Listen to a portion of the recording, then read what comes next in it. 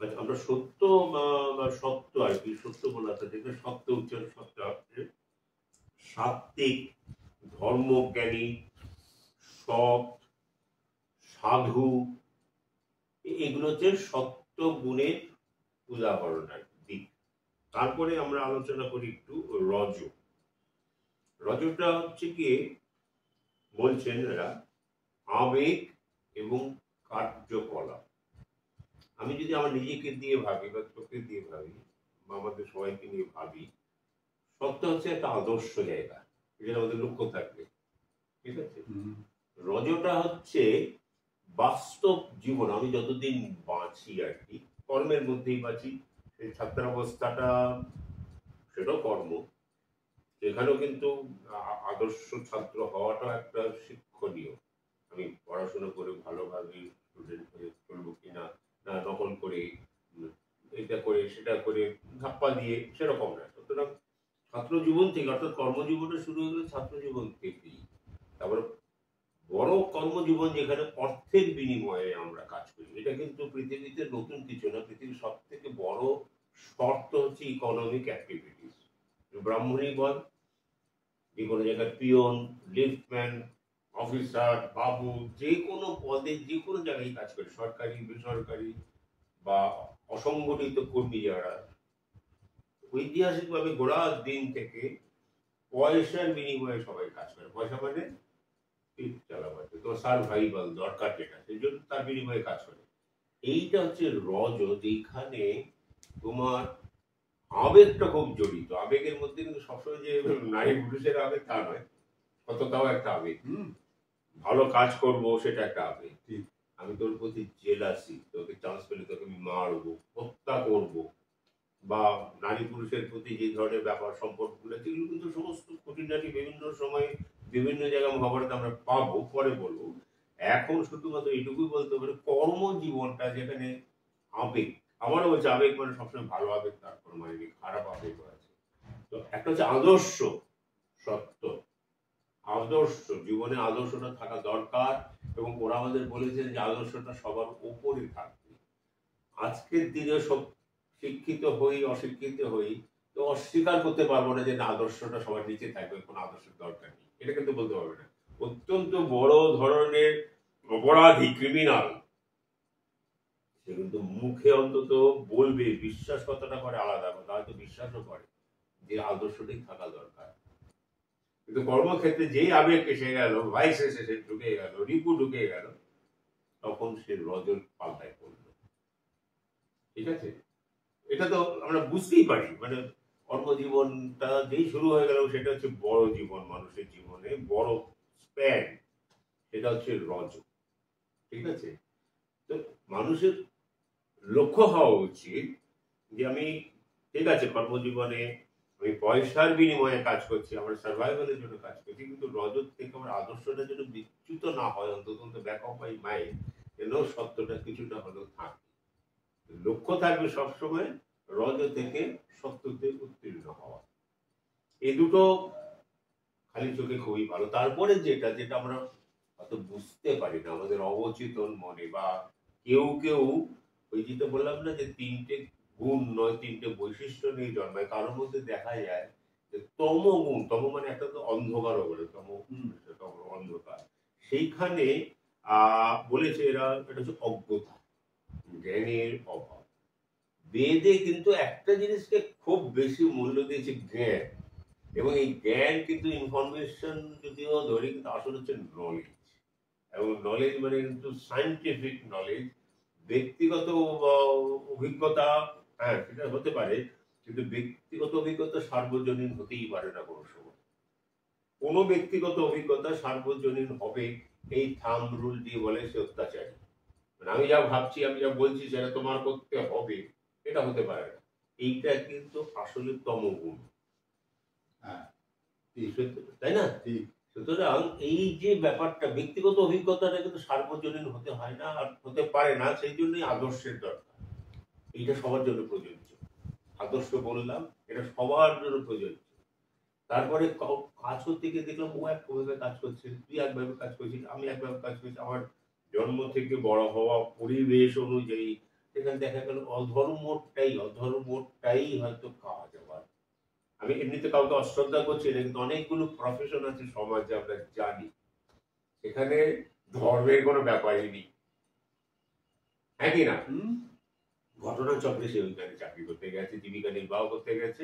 তো সেইখানে সে যেই মুহূর্তে ওই রজ এলাকায় পড়লো, কিন্তু সে যদি জন্মের সময় তার ওই বৈশিষ্ট্যটাকে ফোকাসে রাখে, আদর্শ বা সত্যটা, তাহলে এইটাকেই বলেছে তুমি এইভাবে যাবে। আর তারপরে যদি এখানে আসছে লাস্ট হচ্ছে গিয়ে তম, অর্থাৎ কিনা এখানে বলছে অজ্ঞতা, জড়তা, ধ্বংস।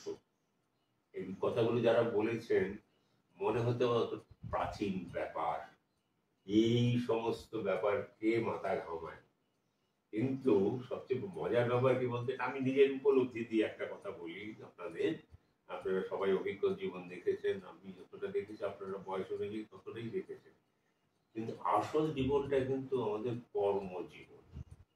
সেই সময়ে আপনি যদি সততার সঙ্গে খারাপ চাকরি করেন হয়তো, কিন্তু নিজের সততা সেটাকে যদি বজায় রাখতে পারে, তার মানে কি আপনি আদর্শটাকে সামনে রেখেছেন আর তমটাকে পেছনে রেখেছেন। এবার জন্মসূত্রে ধরুন আপনি, একটা ঘটনা তো, সমাজের কিছু লোক হলেও একটা এমন পরিবেশে জন্মায়, অশিক্ষা, কুশিক্ষা, কুসংস্কার, ক্রিমিনাল ক্রিমিনাল এনভায়রনমেন্টে অনেকে জন্মায়, ক্রিমিনাল পরিবারে অনেকে জন্মায়। সেটা হচ্ছে তার দোষ নয়, সে যেই পরিবেশে জন্মেছে সেই পরিবেশটা হচ্ছে তম পরিবেশ, তুমি কিন্তু তাতে মিলিয়ে যাবে না। এই যে তিনটে শিক্ষা দিয়েছে যে তুমি কর্ম যাই করো, আবেগ দিয়েই করো, চেষ্টা করবে তার মধ্যে, কারণ তুমি সবসময়, এটা একটা বড় ব্যাপার, কিন্তু আমরা সবাই কর্মজীবনে কিন্তু অন্যের জন্য কাজ করি। অন্যের জন্য কাজ করি মানে যে মনে করতে পারে আমি খুব ব্যবসায় করছি, আমি কারোর উপরে নির্ভরশীল না, আমি আমি নিজের পয়সায় নিজের পরিশ্রমে বড় হয়েছি ব্যবসা করে। না, ব্যবসা করার সময় তুমি অন্যের হয়েই কাজ করেছো। আসলে সব ব্যবসায়ী কিন্তু পাশাপাশি দুটো দোকান দেখবে, আমি নিজে দেখেছি, সবাই এরকমই দেখে, দুটো দোকান পাশাপাশি, এর স্টক বেশি এর স্টক কম, কিন্তু যার বেশি স্টক সেটা কম চলে, এটা দেখবেন। তার মানে কি, সে কাজের মধ্যে দিয়ে আবেগটাকে তম দ্বারা পরিচালিত হয়নি, রজ দ্বারা পরিচালিত হয়েছে। রজর বাইরে আমরা কেউ যেতে পারবো না, তার কারণ কর্মজীবনটা নিয়ে হচ্ছে রজ, আবেগে জর্জরিত জর্জরিত। এই আবেগটা যাতে খারাপ আবেগ না হয়ে ভালো আবেগ হয়, এটাই কিন্তু এবং যার জন্য দেখবেন অনেক সময় হয় কি হয়, কর্মজীবনের দোষ দিয়ে যে সংস্থায় বা যে অফিসে কাজ করি তার উপরে দোষ চালিয়ে আমি নিজেকে যেন আমি খুব নির্দোষ আছি, এবং যখন শেষ হয়ে যায় কর্মজীবন তখন সে রিয়েলাইজ করে জীবনটা তাহলে কি করলাম, কি বৃথা হয়ে গেল পুরো ব্যাপারটা, এরকম একটা অনুভূতি আসে। আমরা যারা বুড়ো হয়েছি তাদের মধ্যে এটা বেশি আছে যে সারা জীবন তাহলে কি করলাম। এইটা তার আক্ষেপ বা দুঃখ হবে না, সে যদি সত্য বৈশিষ্ট্যকে ধরে যদি সে রজকে পার্সু করে, সত্যের দিকে মুখ রেখে, তমর দিকে মুখ রেখে নয়। আমার মুখটা কোন দিকে আছে, আমি আছি তমতে হয়তো, কিন্তু মুখটা থাকবে আমার রজর দিকে। আমি যদি রজতে আসি, আমার মুখটা থাকবে সত্যের দিকে। সত্যের দিকে থেকে আমি যদি তম আর রজের দিকে মুখ করি, এর চেয়ে খারাপ আর কিছু হয় না। অর্থাৎ আমি এটা বলতেই পারি উদাহরণ হিসাবে আমি কাজ করি হয়তো পেশাগত ভাবে মন্দিরে, মন্দিরটা তো আমাদের কাছে খুব একটা পবিত্র জায়গা, এই ব্যাপারে তো কোনো সন্দেহ নেই। আমি কাজ করলাম মন্দিরে, অর্থাৎ সত্য পরিবেশে, কিন্তু আবার নজর এবং কীর্তি রজ আর তমর দিকে গেল, সেরকম উদাহরণ আছে। হ্যাঁ, আছে তো, আছে না, আছে তো, সেটাই বলার চেষ্টা করি। এই জন্য আমি এই বিষয়টাকে, এবং আমার মনে হয় আবেগ তো বলেছি, আবেগের মধ্যে কিন্তু হতাশাও জড়িত। আমি সেই জন্য সবসময় বলি যে হতাশ হবেন না, জীবনটাকে আনন্দে রাখবেন। আনন্দ রাখবেন মানে কি, সত্যের দিকে তাকিয়ে থাকবেন। হয়তো কাজ যেটা করছে সেটা প্যালেটেবল, আপনারও ভালো লাগছে না, কারো উপকারও লাগছে না, কথা বলি একটা, এগুলো কিন্তু বাস্তব জীবন। কেন আমি এই বিষয়টাকে জোর দিচ্ছি এবং আলোচনায় আনলাম। ধরুন পুলিশে যদি কেউ চাকরি করে, কথার কথা বলছি, আমি পুলিশের আলোচনা সমালোচনা পর্যালোচনা করছি না, কিন্তু অনেক সময় পুলিশকে না মারতে হয় লোককে, দেখেছেন তো? পুলিশ লাঠি চালিয়েছে, লাঠি পেটা করছে, হয়তো গুলিও চালায়। এইটা হচ্ছে তার কর্ম।